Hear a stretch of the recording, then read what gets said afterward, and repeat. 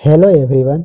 मैं आप लोगों के लिए बिहार बोर्ड द्वारा जारी फिजिक्स का मॉडल सेट का short answer type subjective question का सॉल्यूशन लेकर आया हूं फॉर इंग्लिश मीडियम स्टूडेंट्स। ये वीडियो आपके लिए बहुत यूज़फुल होने वाली है, तो वीडियो बिना स्किप किए अंत तक ज़रूर देखें। तो चलिए वीडियो स्टार्ट करते हैं।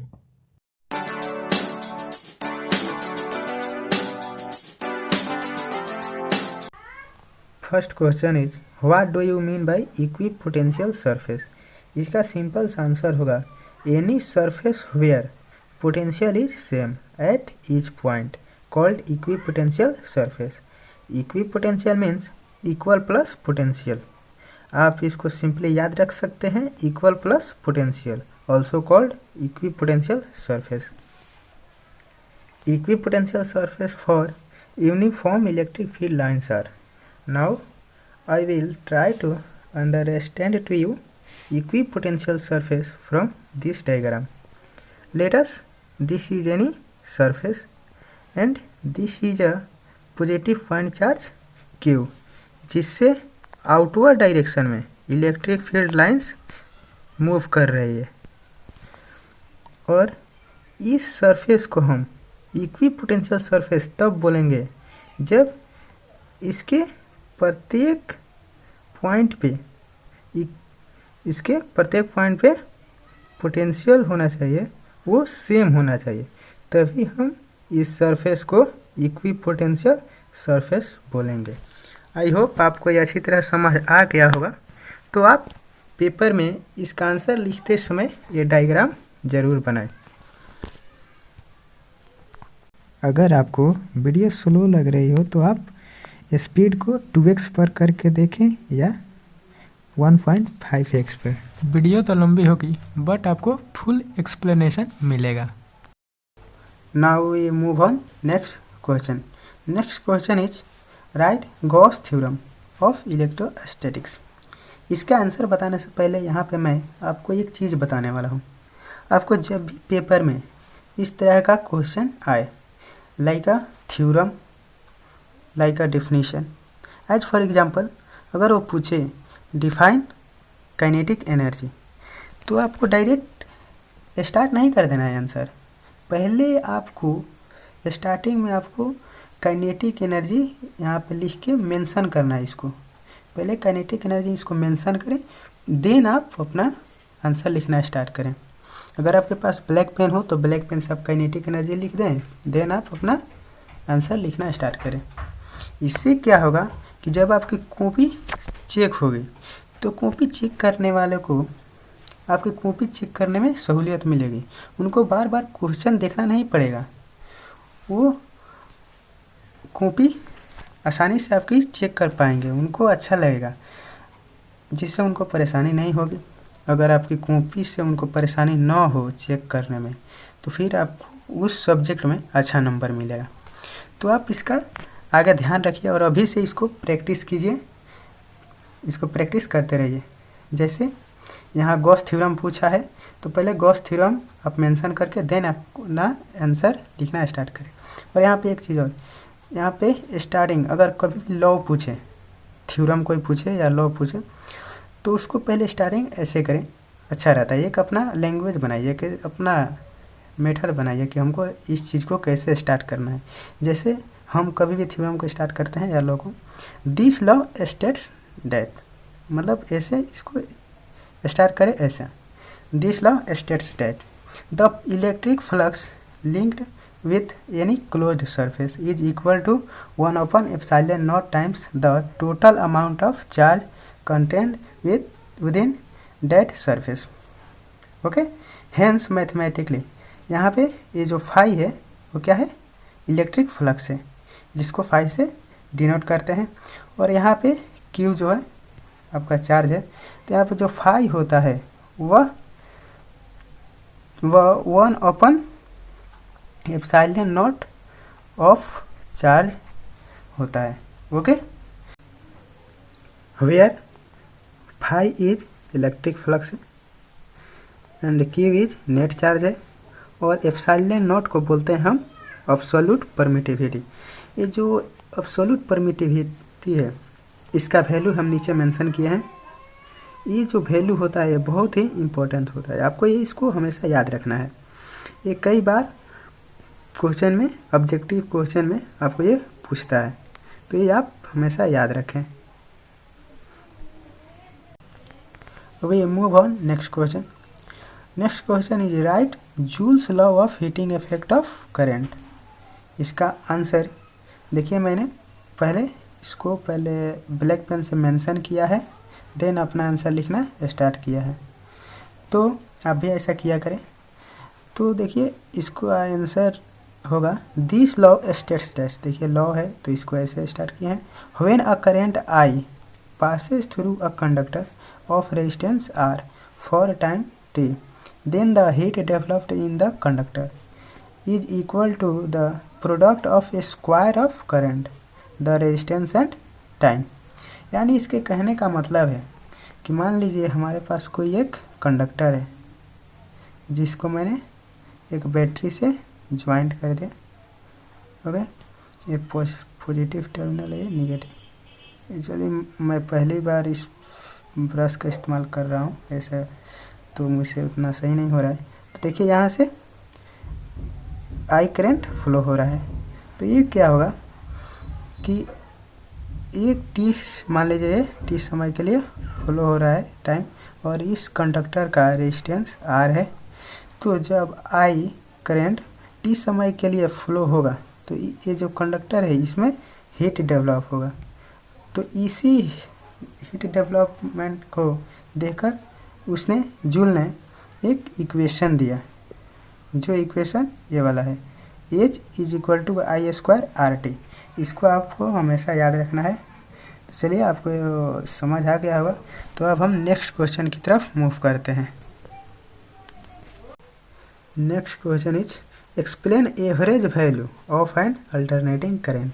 एवरेज वैल्यू पूछ रहा है किसका? अल्टरनेटिंग करंट का। यहाँ पे एवरेज वैल्यू को हम मीन वैल्यू भी बोलते हैं। ओके, देखिए इसका आंसर होगा एवरेज और mean value. Okay, of alternating current is that value of steady current, okay, which sends the same amount of charge through a circuit in the certain time interval as is sent by an alternating current through the same circuit in the same time interval. The average value of AC means alternating current, over a complete cycle is 0. So we do not consider the average value of AC over one cycle. We take average value of AC over a half cycle only.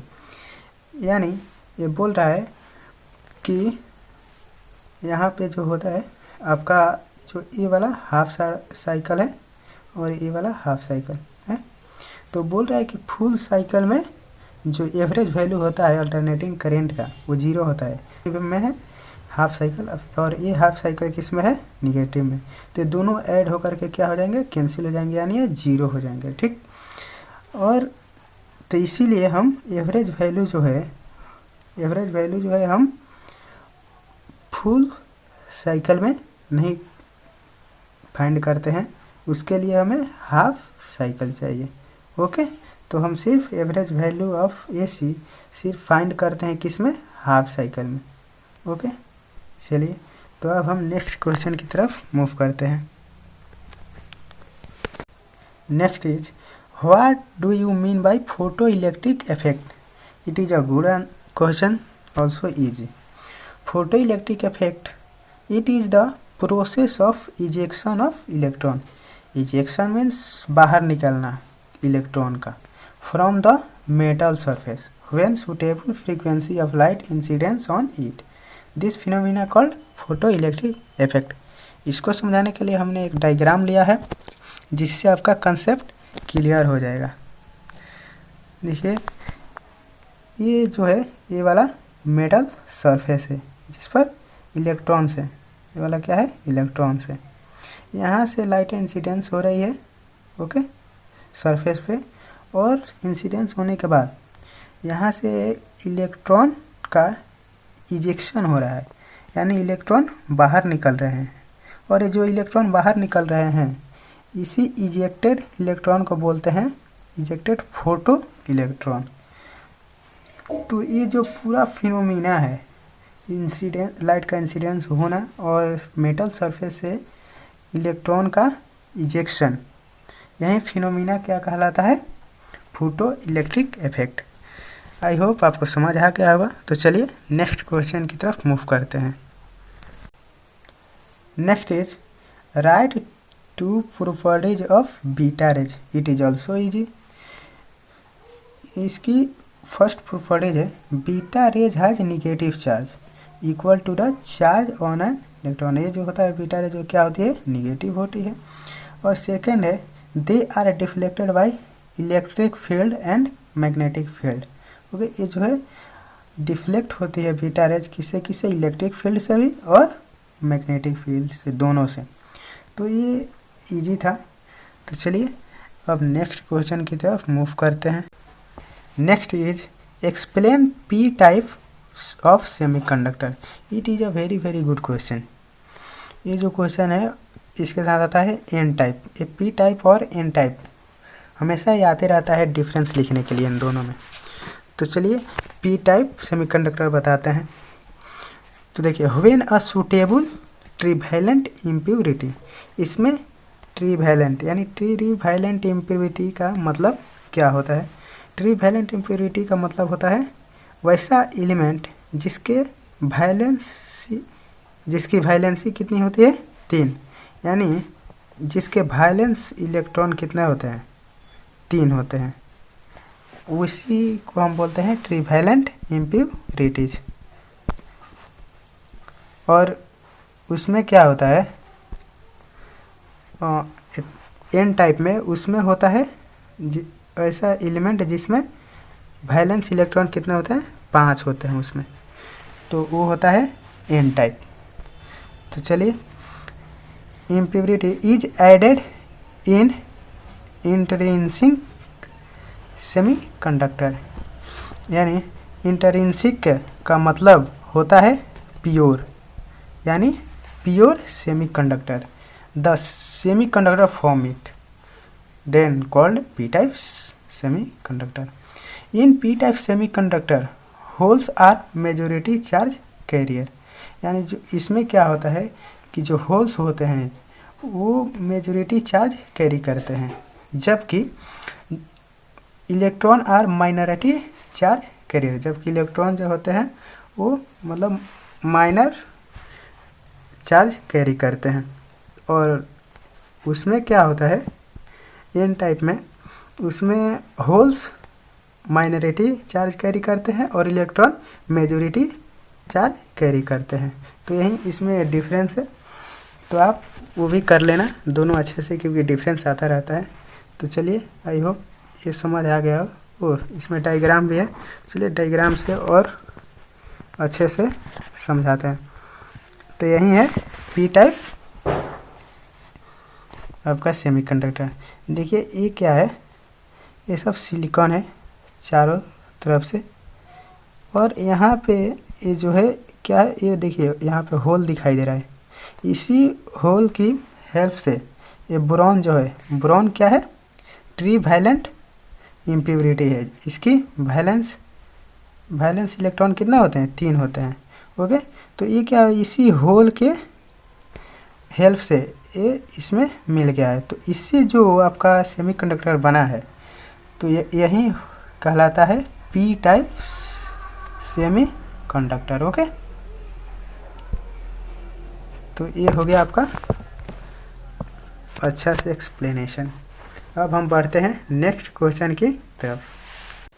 Next is what do you mean bye conduction band.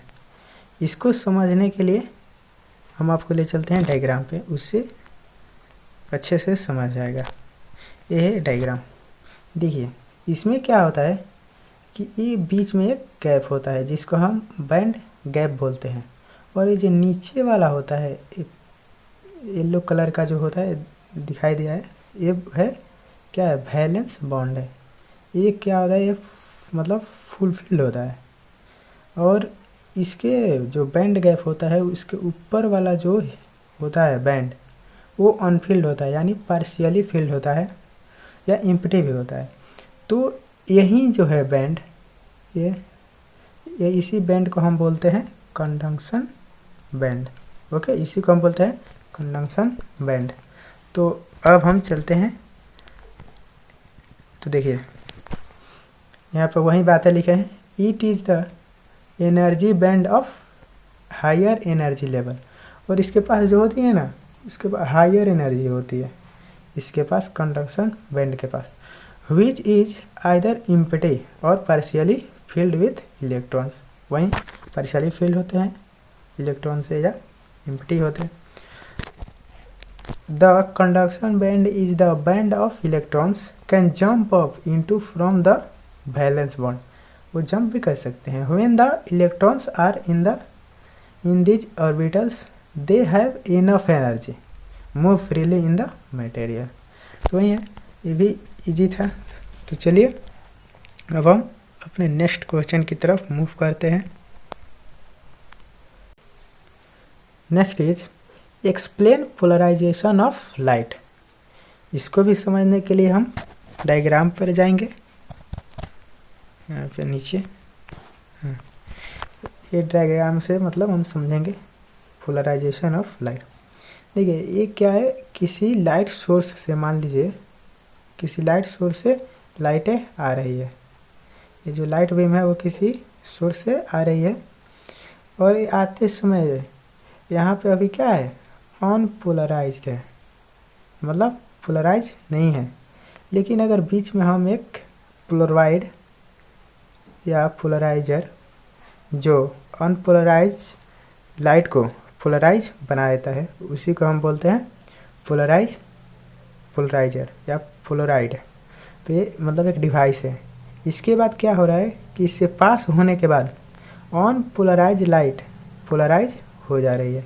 तो यही जो phenomena है कहलाता है polarisation of light. देखिए वही चीज़ें लिखे हैं, it is phenomena of restriction of the vibration of light vector in a particular direction in a plane perpendicular to the direction of propagation of light is called polarization of light। तो ये वही diagram है, simple है थोड़ा, और वो 3D है। और देखिए यहाँ फ्लोराइड के बारे में लिखे हैं, मतलब it is a device use to produce plane polarise light. ये मतलब अनपोलराइज लाइट को पोलराइज कर देता है। तो ये हो गया हमारा। अब हम बढ़ते हैं नेक्स्ट क्वेश्चन की तरफ।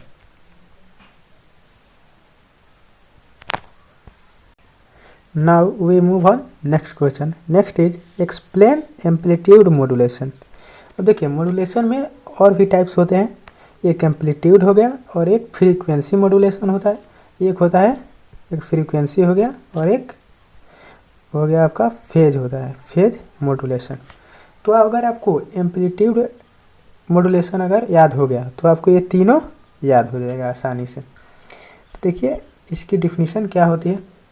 ये होता है कि amplitude modulation, in this type of modulation amplitude is changes. इसमें क्या होता है, एम्पलीट्यूड मॉड्यूलेशन में एम्पलीट्यूड चेंज होता है, और फ्रीक्वेंसी में यहाँ पे सिर्फ फ्रीक्वेंसी आप अगर पुट कर देंगे तो ये फ्रीक्वेंसी एम्पलीट्यूड हो जाएगा। अगर इसी की जगह पर अगर हम फेज पुट कर देंगे तो फेज मॉड्यूलेशन की डिफिनीशन हो जाएगी।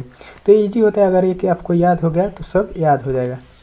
तो देखिए amplitude is changes with their carrier wave and very with low frequency signal. तो यही होता है। इसको चलिए डायग्राम पे आपको दिखाते हैं।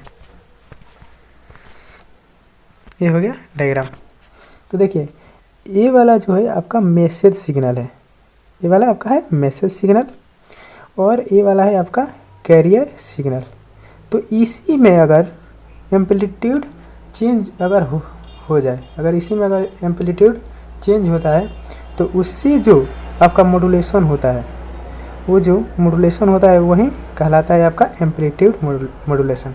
देखिए यहाँ पे क्या हुआ है, यहाँ पे ये वाला पॉजिटिव एम्पलीट्यूड है ये वाला, और ये वाला निगेटिव। देखिए कहीं एकदम मैक्सिमम है, कहीं मिनिमम है, इसका कहीं मतलब इक्वल नहीं है। तो यही इसके एम्पलीट्यूड में मतलब चेंज होता रहता है, इसमें होता मतलब हो रहा है। तो इसी को हम बोलेंगे एम्पलीट्यूड मॉड्यूलेशन। तो यही है amplitude modulation.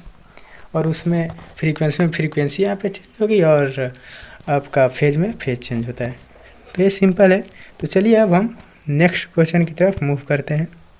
Next is explain electrical resonance. Electrical resonance occur in an electric circuit at a particular resonant frequency. मतलब इलेक्ट्रिकल रेजोनेंस अकर होता है किसमें, इलेक्ट्रिक सर्किट में, किस पर, पर्टिकुलर रेजोनेंट फ्रीक्वेंसी पर। व्हेन मतलब जब इम्पीडेंस और एडमिटेंस ऑफ सर्किट एलिमेंट्स के होने से जब वो कैंसिल ईच अदर, एक दूसरे को जब कैंसिल करते हैं तभी इलेक्ट्रिकल रेजोनेंस अकर होता है किसमें, इलेक्ट्रिक सर्किट में। तो इसका डेफिनेशन यही है। तो चलिए अब हम नेक्स्ट क्वेश्चन की तरफ मूव करते हैं। Next is what do you mean by electric field lines. ये भी एक गुड क्वेश्चन है। Electric field lines, these lines is an imaginary straight और curve path along which a unit positive charge tends to move in an electric field. Okay तो ये जो electric field lines होती है वो इमेजिनरी भी होती है, स्ट्रेट भी होती है और कर्व भी होती है। और इससे रिलेटेड सबसे इम्पोर्टेंट बात ये है कि जो इलेक्ट्रिक फील्ड लाइन्स होती है वो पॉजिटिव चार्ज से दूर जाती है और नेगेटिव चार्ज के करीब आती है। तो इसी कॉज से इसको हम बोलते हैं रेडियली आउटवर्ड, क्योंकि ये दूर जाती है आउटवर्ड। और इसको हम बोलते हैं रेडियली इनवर्ड। ओके इसको बोलते हैं रेडियली इनवर्ड। तो ये एक चीज़ इसमें मतलब याद रखना है हमेशा कि जो इलेक्ट्रिक फील्ड लाइन्स होती है वो पॉजिटिव से निकलकर नेगेटिव में जाती है। तो आपको हमेशा याद रखना है। अब इससे रिलेटेड आता है एक मतलब क्वेश्चन आता रहता है, मतलब इसकी प्रॉपर्टी पूछ देता है। मैक्सिमम टाइम इसकी इलेक्ट्रिक फील्ड लाइन्स की प्रॉपर्टी पूछता है। तो इसको मैंने अलग से पेज ऐड किया है, अगर आप लोग इसको चाहें तो याद रख सकते हैं।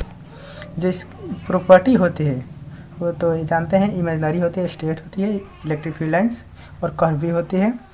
और ये जो होती है पॉजिटिव से मतलब निकलकर और मतलब पॉजिटिव से दूर जाती है और नेगेटिव के करीब आती है, वही बात है। लेकिन सबसे इसमें हमने ऐड किया है इस पेज को इसलिए सिर्फ 5th नंबर पॉइंट के लिए। और 4th है इलेक्ट्रिक लाइन, मतलब electric field lines can not make a loop. मतलब ये जो इलेक्ट्रिक फील्ड लाइन्स है ये कभी मतलब लूप नहीं बनाती है, ये लूप नहीं बनाती है। और सबसे इम्पोर्टेंट प्रॉपर्टी वो है 5 नंबर, मतलब सबसे इम्पोर्टेंट है, आपको याद रखना है। Electric field lines can not intersect to each other because it is the point of intersection. These are two direction of electric field lines which is not possible. आपके NCERT में एकदम यही क्वेश्चन आपका पूछा है, यही जिसका आंसर ये वाला होगा। मतलब क्वेश्चन पूछता है कि why two electric field lines cannot intersect to each other। तो उसका यही मतलब आंसर होगा कि मतलब इसलिए इंटरसेक्ट नहीं करती है क्योंकि इंटरसेक्शन पॉइंट पर जो है वहाँ पे मतलब 2 डायरेक्शन बन जाते हैं, वहाँ पे 2 डायरेक्शन हो जाते हैं जो कि पॉसिबल नहीं है। तो इसीलिए ये वाला प्रॉपर्टी आपको याद रखनी है। तो चलिए अब हम अपने नेक्स्ट क्वेश्चन की तरफ मूव करते हैं। Next is explain series combination of capacitors. When on terminal of a capacitor is connected to the terminal of another capacitor in series. This type of combination called series combination of capacitor. Means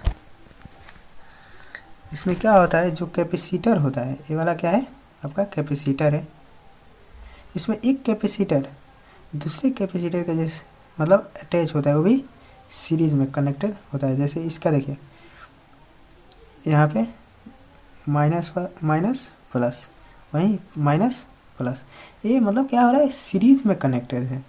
और इसमें क्या होता है, इसमें एक चीज़ और होती है कि इसमें जो हो रहा है आपका चार्ज, यानी इसमें जो क्यू होता है वो क्या होता है, सेम होता है, बट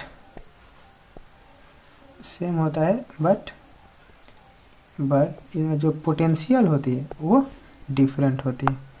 तो इसमें मेन मतलब क्या है, डिफरेंस यही है कि इसमें चार्ज मतलब सेम होता है और पोटेंशियल डिफरेंस होता है। और पैरेलल कॉम्बिनेशन में क्या होता है, उसमें चार्ज मतलब डिफरेंट होता है और यहाँ पे पोटेंशियल सेम होता है। इन दोनों में ये डिफरेंस है। तो चलिए ये भी इजी था।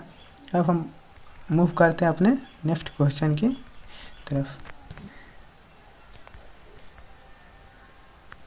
ये वाला है next is explain and gate. तो ये वाला मतलब लॉजिक गेट आप ज़रूर कर लेना। लॉजिक गेट, उसमें एंड गेट आता है, और गेट आता है, नॉर गेट, ये सब मतलब इतना इजी है और इससे ज़रूर एक दो क्वेश्चन आपके ज़रूर रहते हैं, ऑब्जेक्टिव में तो ज़रूर रहेंगे। तो इसको आप लॉजिक गेट एकदम इजी है, एकदम इजी, उसे अगर आप पढ़ लेंगे तो कोई क्वेश्चन उससे नहीं छूटेगा। तो इसको आपको कर लेना। एंड गेट ये क्या आता है, मतलब those gate in which input is 2 और more than 2 but output is only 1 called and gate. इसमें क्या होता है एंड गेट में कि जो ये वाला इनपुट है, इनपुट मतलब 2 होता है, इससे अधिक भी हो सकते हैं, बट इसका जो आउटपुट है, आउटपुट y है, ये एक ही होता है। तो इसी को हम बोलते हैं एंड यही है क्या है आपका एंड गेट है, यही है आपका एंड गेट।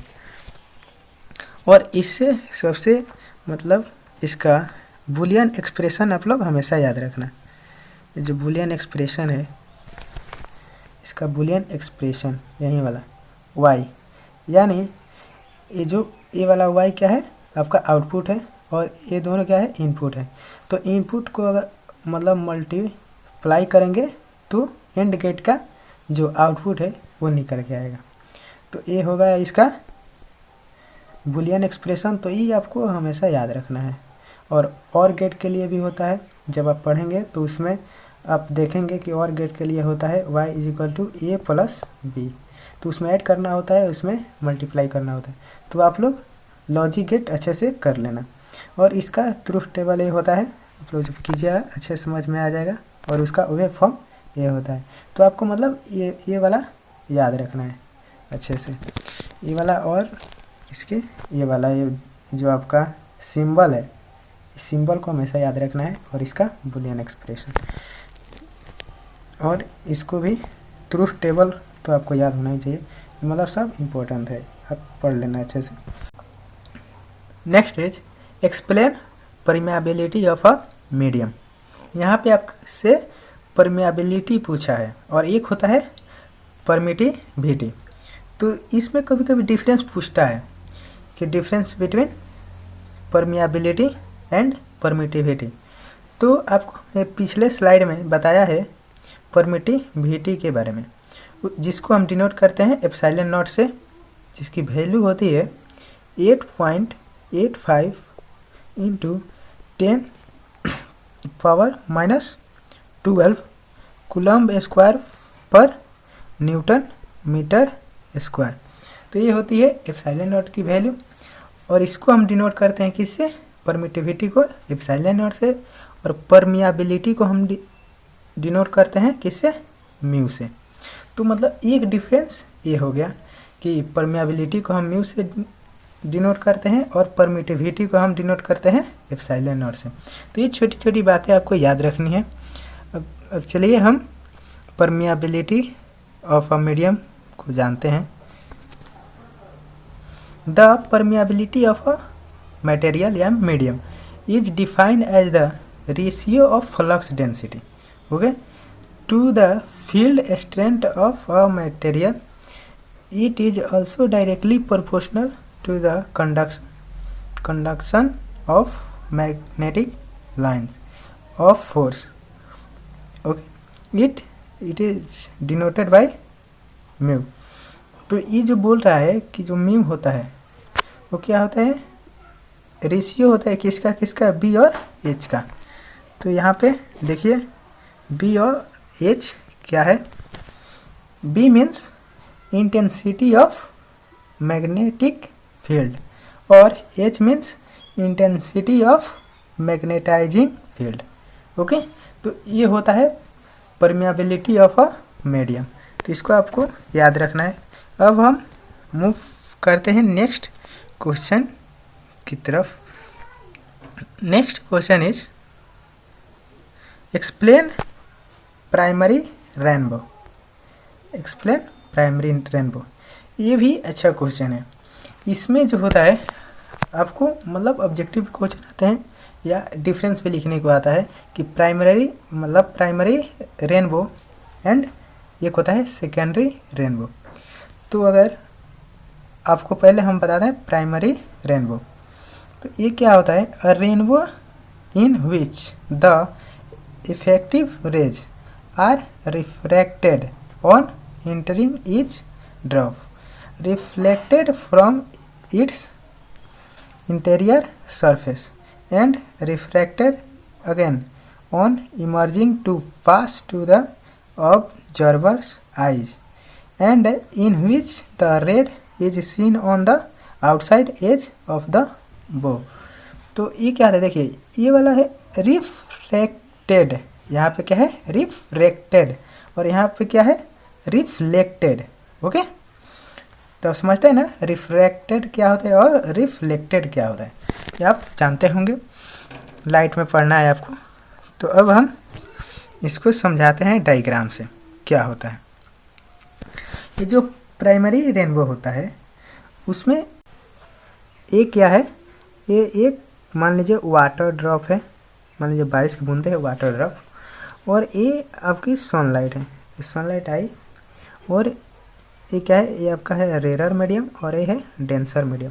तो जब सनलाइट रेयर से डेंसर में जाती है तो आपको पता होगा कि वो नॉर्मल की तरफ मुड़ जाती है। तो इसका नॉर्मल कहाँ बनेगा, ये मान लीजिए सेंटर है, तो सेंटर से हम मिलाएंगे इसको, तो ये हो गया नॉर्मल। तो अब ये सनलाइट जाएगी रेयर से डेंसर में, तो वो नॉर्मल की तरफ मुड़ गई, ओके मुड़ जाएगी। तो यही जो फिनोमिना है आपका क्या कहलाता है, रिफ्रैक्शन। और अगेन क्या होगा कि जब ये सनलाइट आएगी और फिर अगेन ये टकरा कर इधर जाएगी, तो ये जो प्रोसेस हो रहा है वो सेम मीडियम में हो रहा है, यानी डेंसर मीडियम में दोनों प्रोसेस हो रहा है। तो यहाँ पर जो फिनोमिना होगा वो क्या होगा, रिफ्लेक्शन होगा। इसलिए क्योंकि ये सेंटर से मतलब ये नॉर्मल है, तो ये जो दोनों के बीच का मतलब जो दोनों एंगल होगा वो सेम होगा। तो इस तरह जिस प्रोसेस मतलब होता है उस फिनोमिना को हम क्या बोलते हैं, रिफ्लेक्शन। तो ये होगा रिफ्लेक्शन। अगेन क्या होगा कि अब यही लाइन जो मतलब रे है सनलाइट, ये क्या होगी कि आएगी, अब ये डेंसर से रेयर में अगेन जाएगी। तो फिर ये क्या होगा कि जब डेंसर से रेयर में जाएगी तो ये भी फिर डिफ्लेक्ट होगी। तो डिफ्लेक्ट होगी तो फिर ये भी जो फिनोमिना है इसको भी बोलते हैं हम क्या, रिफ्रैक्शन। तो इसमें क्या होगा प्राइमरी आपका रेनबो में कि एक बार सिर्फ रिफ्लेक्शन होता है और 2 बार रिफ्रैक्शन होता है। तो ये आपको याद रखना है, प्राइमरी में 2 बार रिफ्रैक्शन होता है और 1 बार रिफ्लेक्शन होता है। तो ये होता है प्राइमरी रेनबो में। और सेकेंडरी रेनबो में क्या होता है, एंड सेकेंडरी रेनबो मैं आपको यहीं पे समझा दे रहा हूँ। ये मान लीजिए क्या है, एक वाटर ड्रॉप है, यहाँ से सनलाइट आई और ये रेयर से डेंसर में जाएगी तो ये डिफ्लेक्ट होगी अगेन ये, तो इस सेम मीडियम में, तो इसका फिर अगेन इसका क्या होगा, रिफ्लेक्शन, और फिर ये यहाँ से फिर उसका क्या होगा, एक बार इसका और क्या होता है, एक बार और इसका रिफ्लेक्शन होता है, यानी यहाँ पर क्या होगा, रिफ्रैक्शन, और यहाँ पे हो गया रिफ्लेक्शन। ओके, रिफ्लेक्शन, अगेन यहाँ पे रिफ्लेक्शन हुआ, और फिर अगेन यहाँ पे आप डेंसर से जब रेयर में जाएगी तो फिर यहाँ पे क्या होगा आपका, रिफ्रैक्शन। ओके, तो इसमें क्या हो रहा है कि सेकेंडरी में क्या होता है कि दो बार रिफ्रैक्शन होता है और 2 बार रिफ्लेक्शन होता है। तो आपको यही चीज़ याद रखना है कि प्राइमरी में एक बार रिफ्लेक्शन होता है और 2 बार रिफ्रैक्शन होता है, और सेकेंडरी में 2 बार रिफ्रैक्शन भी होता है और 2 बार रिफ्लेक्शन भी होता है। और डायग्राम है आप ऐसे बना लीजिएगा। और देखिए एक बात और, प्राइमरी में क्या होता है कि जो ये मान लीजिए यहाँ पर ऑब्जर्वर है, ओके, यहाँ पर ऑब्जर्वर है, तो इसको क्या दिखाई देगा, देखिए नीचे जो लिखवाए हैं हम, नीचे क्या रेड दिखाई देगा, तो प्राइमरी में इसको रेड दिखाई देता है नीचे। Okay, next is write 2 shortcomings of Bohr principle, यानी बोर प्रिंसिपल के 2 शॉर्ट कमिंग्स बताना है।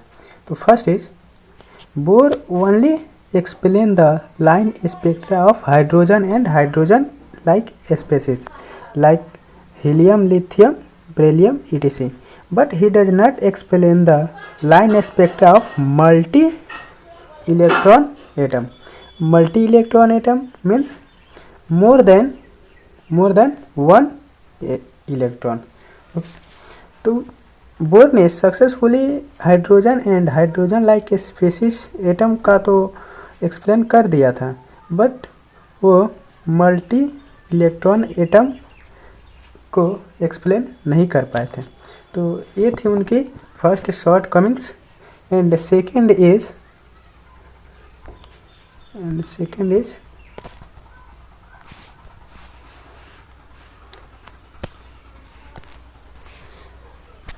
Bore principle could not explain Zeeman effect and Stark effect. Bohr ने जीमन इफेक्ट और स्टार्क इफेक्ट को एक्सप्लेन नहीं कर पाए थे। अब Zeeman effect and Stark effect क्या होता है, तो जीमन इफेक्ट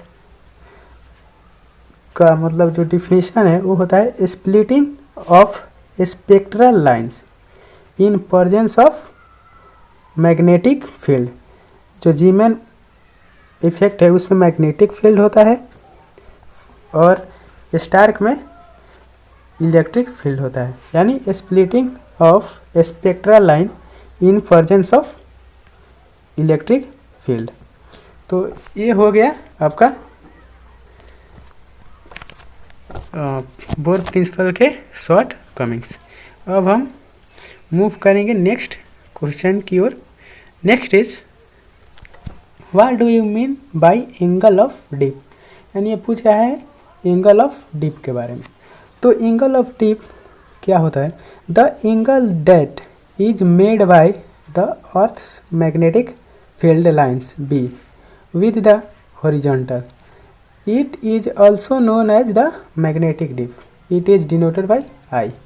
ओके, तो देखिए ये बोल रहा है कि जो एंगल ऑफ डिप होता है, मान लीजिए क्या है, हॉरिजॉन्टल कंपोनेंट है, ये वर्टिकल कंपोनेंट है, और ये जो है आपका क्या है, इक्विवेलेंट मैग्नेटिक फील्ड।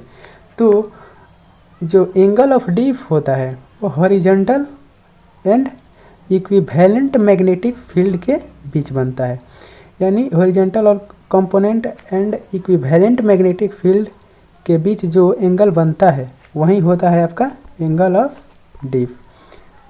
ठीक है, तो होप आपको समझ आ गया होगा। Then we move on next question. Next is what do you mean by short sightedness. Short sightedness को हम मायोपिया भी बोलते हैं। तो इस शॉर्ट साइडनेस में क्या होता है, in this type of defect human eye can see near object clearly but can not see far off an object. इसमें क्या होता है कि जो ह्यूमन आई है वो नज़दीक की वस्तुएं क्लियरली देख पाते हैं बट दूर की ऑब्जेक्ट दिखाई नहीं देती। कॉज होता है इसका कि जो लेंथ ऑफ आई बॉल होता है वो इंक्रीज कर जाता है। अब लेंथ ऑफ आई बॉल क्या होता है आपको मैं डायग्राम में दिखाता हूँ। ये मैंने अपने खुद का डायग्राम लिया है। Drawing is a part of my life. तो देखिए आई लाइक ड्राइंग। ये देखिए क्या है, यही वाला जो है वो आपका आई बॉल है, ये वाला आई बॉल है जिसकी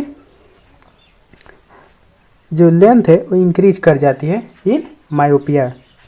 तो मान लीजिए ये वाला इधर से कोई लाइट आई, ओके, और ये लेंस है, क्यों नहीं ये लेंस है और यहाँ से लेंस से जाएगी लाइट, और लाइट जो इमेज इसको रेटिना पे बनना चाहिए वो यहीं पे बन जाती है इमेज। तो इसी को हम बोलते हैं मायोपिया या शॉर्ट साइडनेस। और इसके करेक्शन के लिए कॉन्केव लेंस यूज होता है। ये ऑब्जेक्टिव में कई बार पूछा गया है कि करेक्शन के लिए, मायोपिया करेक्शन के लिए कौन सा लेंस यूज होता है, तो है कॉन्केव लेंस। तो आप लोग याद रखिएगा। और आता है अब next question and last question, what do you mean bye fax. Fax के बारे में पूछा है। देखिए फैक्स का शॉर्ट फॉर्म फैसिमाइल होता है, याद है फैसिमाइल। और फैक्स एक मतलब मशीन है, डिवाइस है।